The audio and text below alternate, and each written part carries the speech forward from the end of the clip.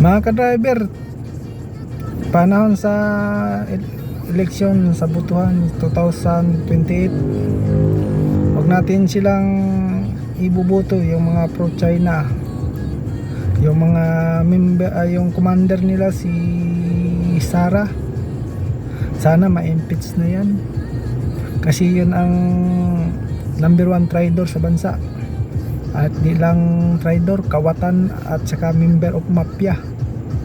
Sana maimbestigahan na at saka na ma-impeach na, para po makulong na yan, para wala nang hassle dito sa bansa natin. Wala nang ingay, wala nang rally-rally. Yan ang nagpapagulo sa bansa natin, yung si Sara. Kasi daming nanakaw na pera sa taong, sa kabayan ng bayan. Sana ma-impeach na yan at mas umpisahan na. O ako pang maging pangulo sa bansa natin, bibitay ko na yan. O di ba, kung di man ibitay, ipatapon na sa South China Sea.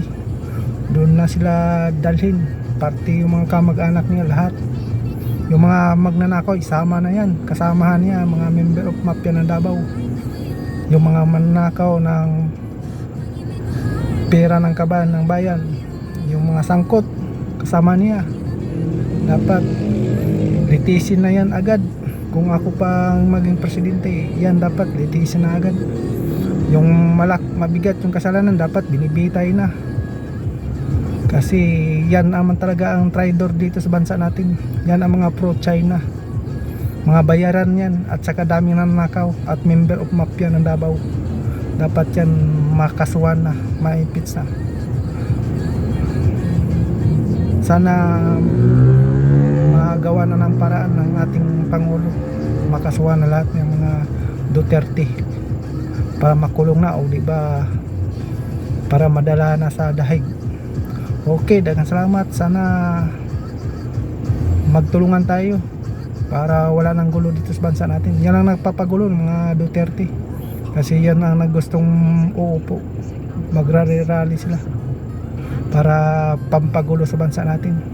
Sila ang nagpapagulo, sila ang mga sindikato ng bansa, kasi gusto sila ang uupo para lahat maglipanan ng mga drug lord at saka yung mga nakaw at saka yung mga pugo at mga Chinese.